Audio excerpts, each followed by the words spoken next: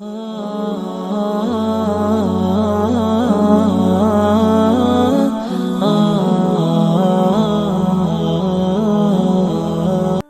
a beautiful example of a man who comes home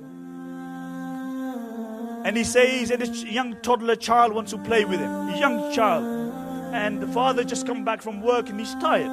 So he says to his son, he says, give me half an hour, want a cup of tea, want to put my feet up.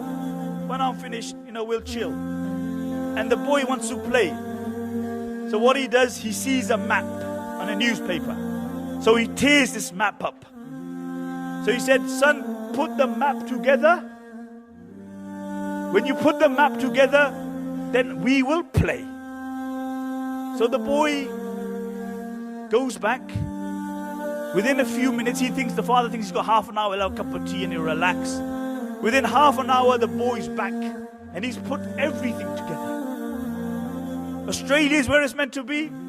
UK is where it's meant to be. Even Trinidad is where it's meant to be. He even found Trinidad. And he puts Trinidad, everything. And the father's shocked. He said, my son must be a genius. He did it so quickly.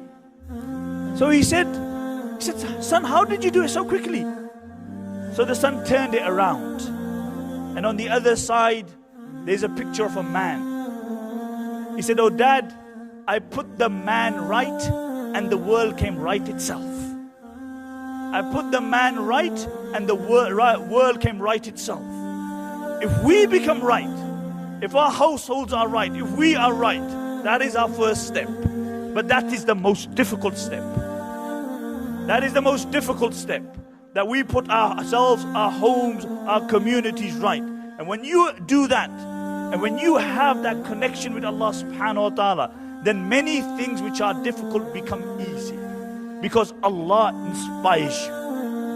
Allah inspires you. You look at the Sahaba radiyallahu anhum. The vast majority of the Sahaba radiyallahu anhum were people who could not read and write.